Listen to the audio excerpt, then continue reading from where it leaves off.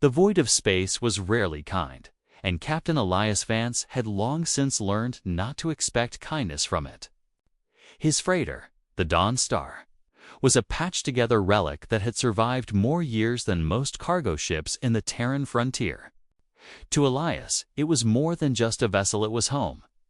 For his daughter Lila, 10 years old with bright eyes and hair forever tangled from zero-G games. It was the only home she had ever truly known. Elias had once worn a uniform.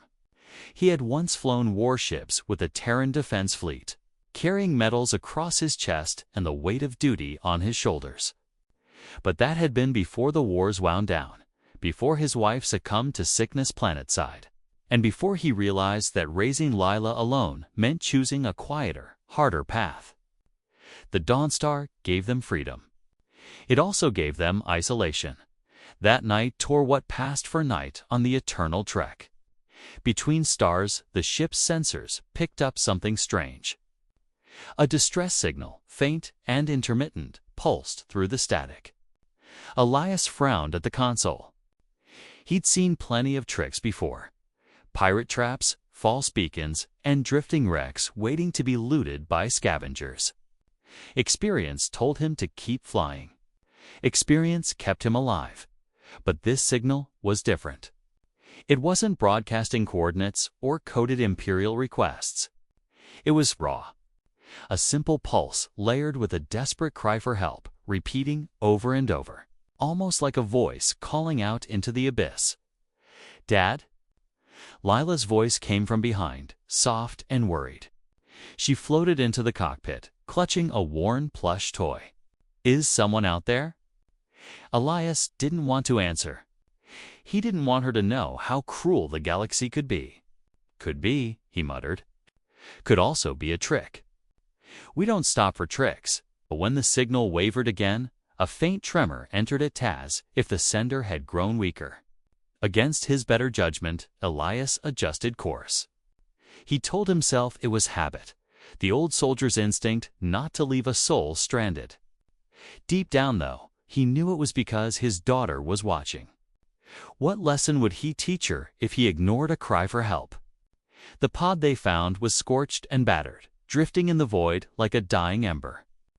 Its outer hull bore markings Elias didn't recognize immediately, but the craft was far too advanced for smugglers. He brought it aboard, lowering it gently into the Dawnstar's docking bay. The hatch hissed open with a groan of metal. Elias drew his old service pistol, rusty but reliable, and signaled for Lila to stay behind him. Steam billowed from the pod. Within its cramped interior lay a figure. A girl, she couldn't have been more than 12 or 13. Her small frame curled up like she had fought sleep until the last moment. Her skin shimmered faintly under the docking bay's lights, pale silver with a sheen that seemed almost otherworldly. Her eyes flickered open, bright like twin suns burning through exhaustion. Her clothing was ceremonial, though torn and blackened by fire. Fragments of embroidered patterns clung stubbornly to fabric that had once spoken of wealth and power. Even half-burnt, it was clear she was no ordinary child. Lila gasped and pushed past her father's arm. "Dad, she's just a kid." Elias lowered the pistol slightly, but didn't holster it. He had seen children used as bait before, but there was no mistaking the raw fear in this one's eyes. He crouched slowly, leveling his gaze with hers. "You're safe now," he said softly. The girl's expression hardened despite her trembling. Her voice, though weak, carried authority far beyond her years. "You shouldn't have opened this pod, human." Her accent was strange clipped. Deliberate, the kind that came from palaces and councils. Not gutters or refugee colonies. Before Elias could ask what she meant, her eyes rolled back. She collapsed, unconscious, into his arms. He carried her to the spare cabin, his mind racing. Whoever she wasn't just a lost child. That much was certain as he laid her on the bunk. Lila tugged at his sleeve. "Can we keep her safe, Dad? Just for tonight." Elias looked down at his daughter, then back at the mysterious girl with the golden eyes. He knew the galaxy well enough to sense danger like the faint smell of ozone before a storm. "Just for tonight," he said. Though he knew storms never stayed outside the door for long. In the silence of the freighter, the pod still hissed faintly, like a warning that they had just invited something far greater than they. Understood aboard the DAWN STAR.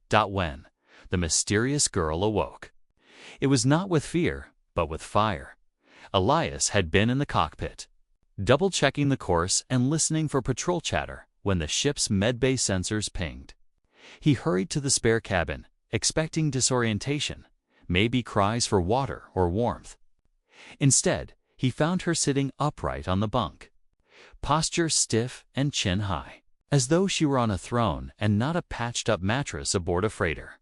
Her golden eyes snapped toward him, sharp and unblinking. "Your name?" "Human." Elias blinked at the demand. He had heard soldiers bark orders, heard nobles issue commands, but never from someone so young. "Still," he answered calmly. "Captain Elias Vance, this is my ship. My daughter Leela's here too." The girl nodded slowly, as though weighing his words. Her silver-touched skin glowed faintly in the dim lights, the shimmer of her aura at odds with the plain metal walls around her. When she spoke again, her voice was softer but carried even greater weight. "I am Seraphine Decor, first daughter of the Emperor of the Vyari Dominion." Elias's stomach dropped.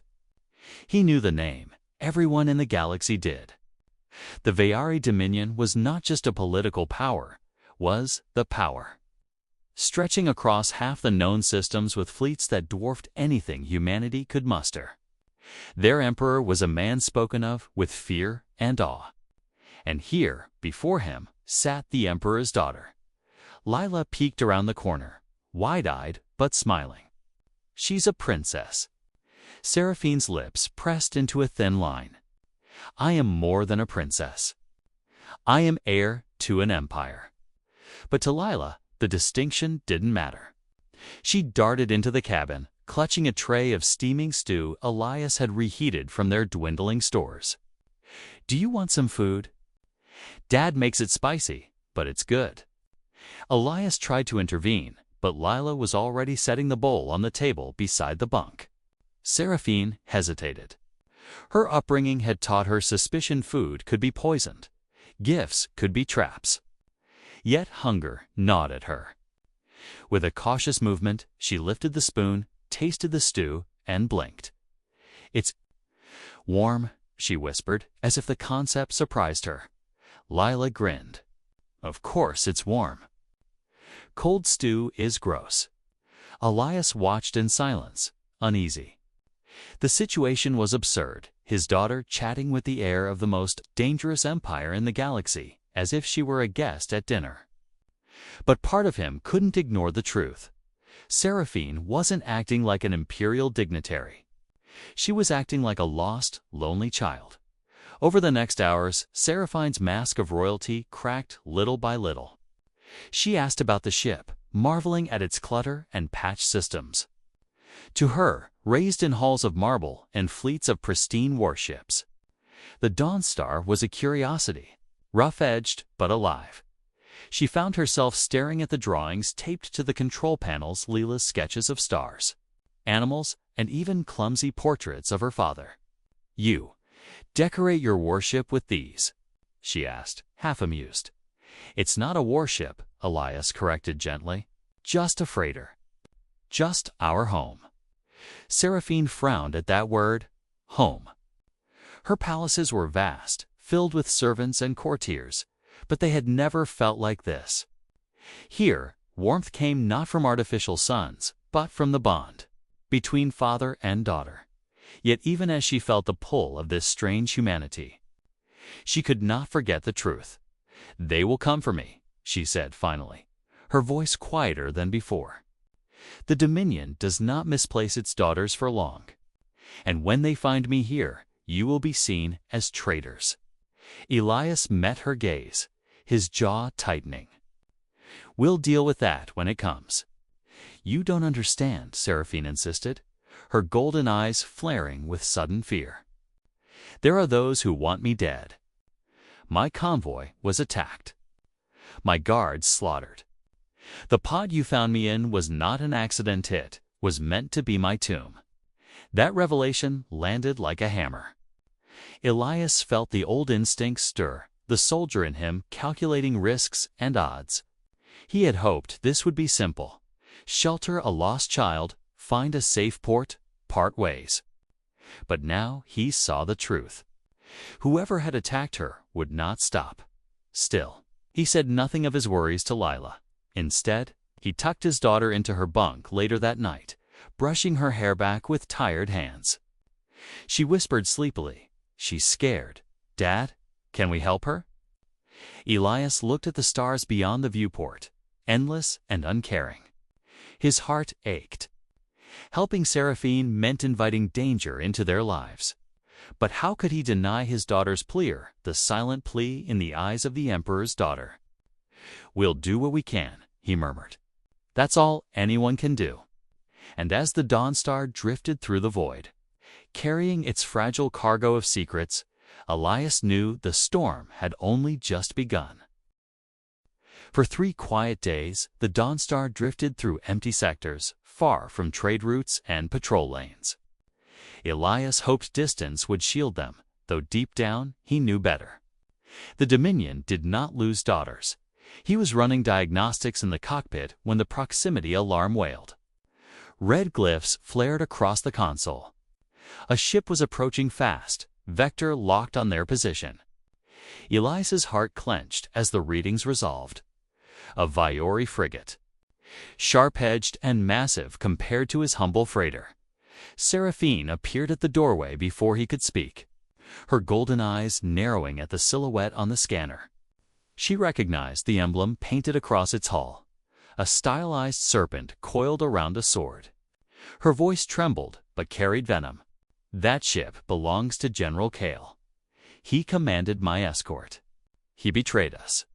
Elias turned slowly. Betrayed. She nodded stiffly, her young face hardened by memory. "My convoy was ambushed under his command.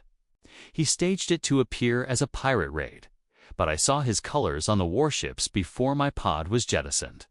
He means to erase me from the line of succession. That changed everything." This wasn't just a rescue gone wrong.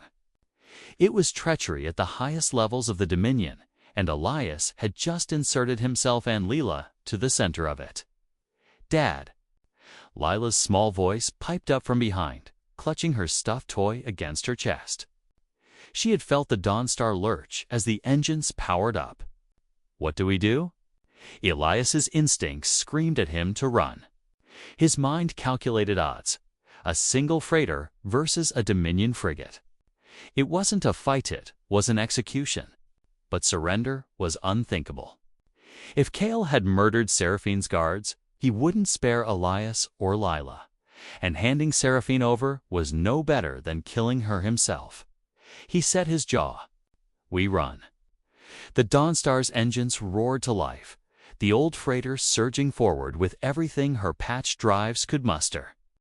The frigate loomed behind them, weapon systems powering. Beams of plasma sliced the void, searing across the Dawnstar's shields. The ship shuddered violently, panels flickering. Shields down to 60%. Elias muttered through gritted teeth, pulling the freighter into a steep dive. Seraphine clutched the co-pilot seat, her expression a mix of fear and awe. You can't outrun them. Their engines are stronger, their weapons sharper. "Maybe," Elias growled, his hands flying over controls, "but rocks don't care how sharp your weapons are." He hurled the Dawnstar into a dense asteroid field. Massive boulders of iron and ice spun endlessly, colliding in slow, destructive dances.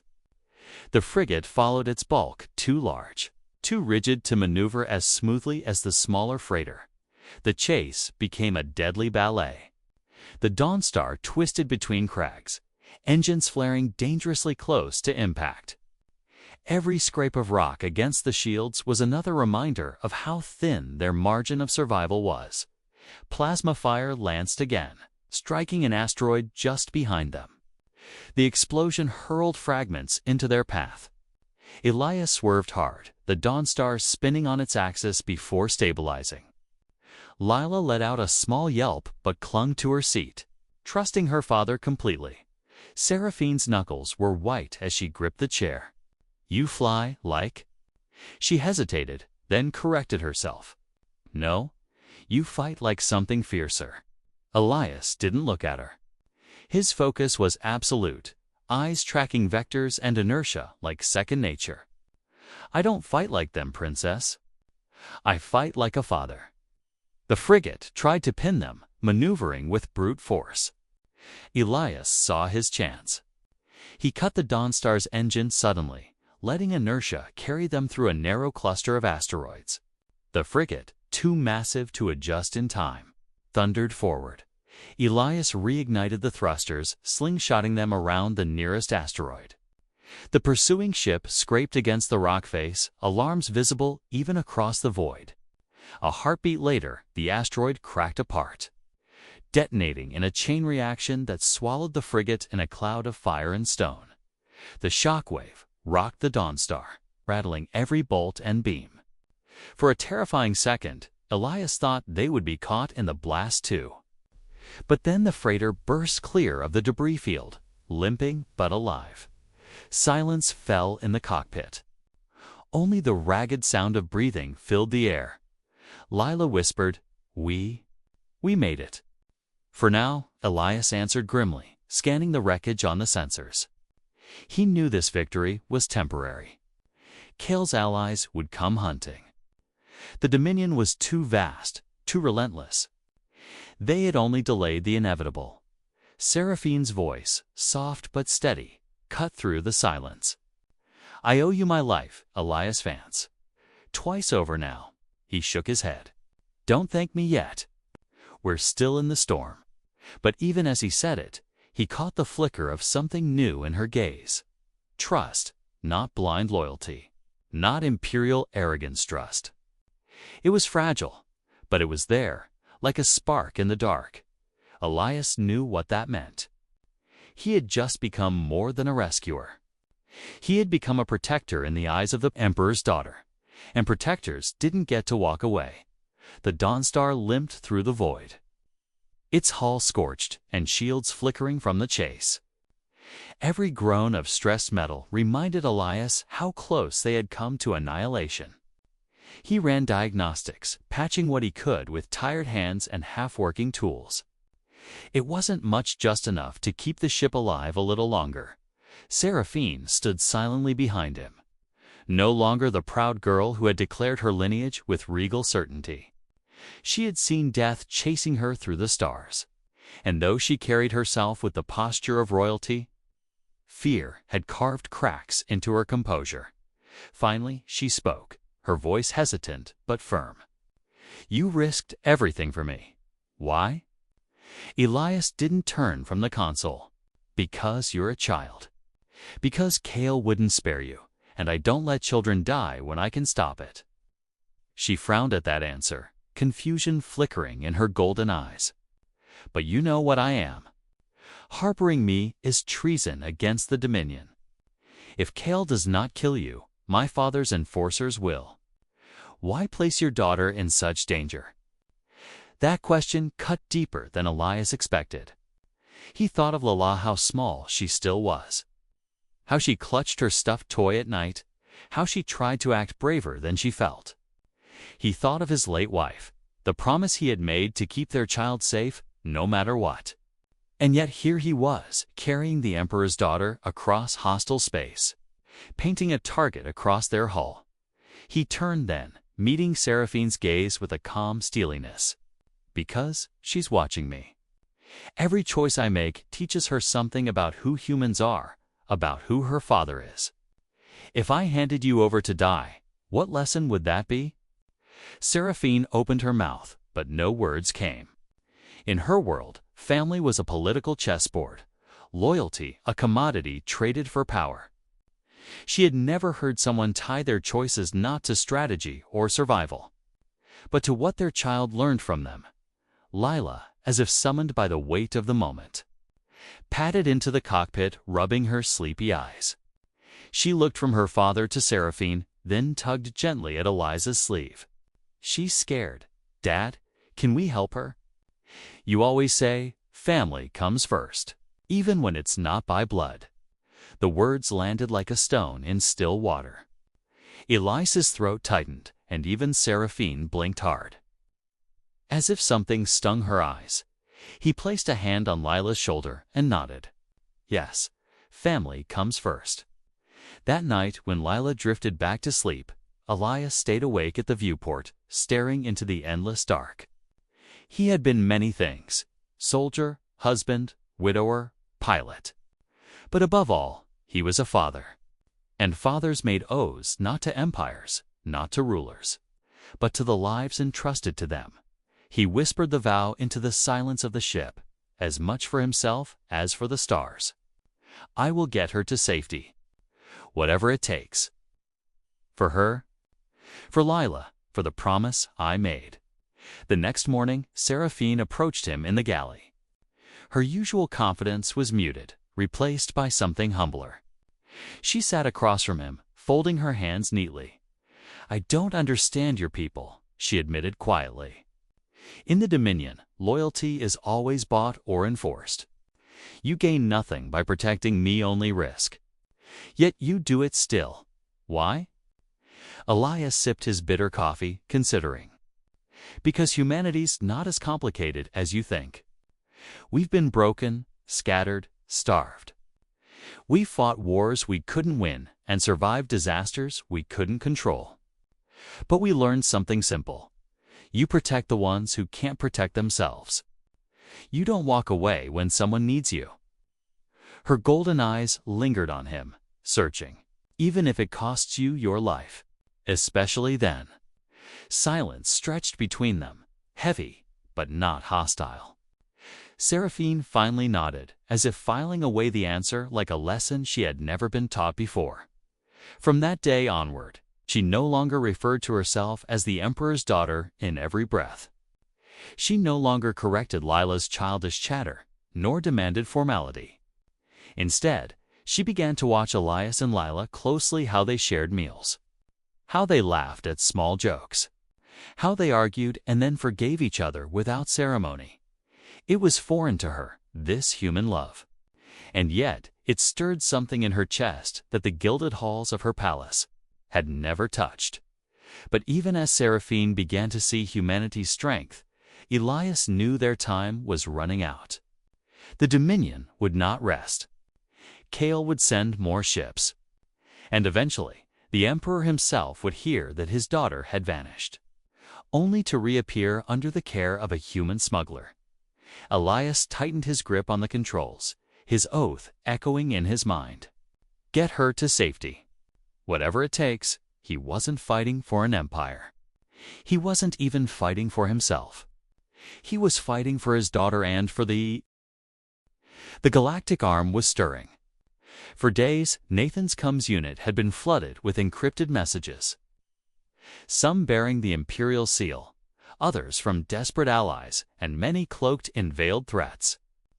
The truth was undeniable. Now he was no longer a simple cargo pilot struggling to raise his daughter. He was the man who sheltered and protected Ceres, heir to the throne of one of the most powerful empires in the galaxy. And both friend and foe wanted him for it. But to Nathan, all that mattered was the promise he had made. No harm would come to her. The crackle of approaching warships filled the void outside, orbiting the barren moon where Nathan had hidden his freighter. Colossal silhouettes took shape, Imperial battleships and rebel fleets both, converging on the same coordinates. They had tracked her. The girl who had once been a stowaway in a threadbare blanket now carried the weight of empires. Syrah stood at the viewport, watching the stars burn with approaching firepower. Her back was straight, regal despite her youth, but Nathan saw the tremble in her hands. He laid a calloused palm on her shoulder. "They'll tear each other apart for you," he said, quietly. "But I won't let them tear you apart." Ceres turned to him, eyes shining with both fear and something older, something sharpened by loss. If I return to the Empire, they'll force me into the role of my father's heir. The rebels want me dead, so I can't stabilize the throne. Either way, I lose myself. Nathan knelt, so his gaze met hers. Then we find another way. You're not a bargaining chip, Cerise. You're just a girl who deserves a choice. The human's words sank deep, echoing louder than the call of bloodlines or the threat of war. For the first time since her flight, Cerise felt like more than a pawn. The fleets clashed outside the moon, weapons streaking like lightning across the void. Explosions painted the sky, and the coms blared with demands. Turn the girl over. Release the heir. Protect her at all costs. Nathan ignored them all. Instead, he sat at the pilot's chair, his daughter Lily at his side, Cerise between them. He opened a broadcast not just to the fleets in orbit, but to every channel that could catch the signal across the sector. The holocom flickered on, showing the unshaven human pilot, his small daughter clutching his sleeve, and the alien princess who bore her father's regal crest on her brow. "This is Captain Nathan Hale," he began, voice steady, carrying the weight of fatherhood and defiance. "I am not a soldier, not a rebel, and not a loyalist. I am a father. I took in a child who was scared, hungry, and alone. That child happens to be the Emperor's daughter. So listen well, all of you. She is under my protection. She is not a throne. She is not a weapon. She is not your prize. If you want her, you'll have to come through me." There was silence across the coms. The galaxy had heard many speeches before, from generals, kings, and tyrants. But this was the voice of an ordinary man who dared to challenge empires. Cerise looked at him, wide-eyed. "Nathan, they'll never forgive you for this." He ruffled her hair, just as he did with Lily when she was afraid. "Good. I don't need their forgiveness. I just need you safe." The fleets hesitated. To fire on Nathan's ship now, after his broadcast, would not just be a military maneuver, it would be an execution of children, witnessed by billions across the networks. The cost of such an act was too high, even for the proud empire. One by one, warships pulled back, both imperial and rebel. The battle faltered, not from victory, but from the sheer impossibility of justifying an attack against a single human freighter, carrying 2 little girls and a man who refused to bow in that moment. Nathan had shifted the balance of the war not with weapons, but with the raw power of humanity's defiance. Later, when the immediate danger had passed, Cerise sat with Lily in the cargo bay. The 2 girls huddled under the same blanket they had shared that first night. Their laughter rang out, soft and unguarded, as if the galaxy's burdens had been briefly forgotten. Nathan watched them from the shadows, exhaustion weighing on him. He knew the Empire would never stop searching, nor would the rebels cease scheming. But he also knew this: Cerise was no longer alone, and she was no longer prey. She had family now, and sometimes in a galaxy ruled by empires. That was the strongest shield of all. Thus the legend began not of emperors or rebels, but of a single human father who took in an alien girl, stood against fleets, and declared to the galaxy that she was his. And the galaxy, for once, listened.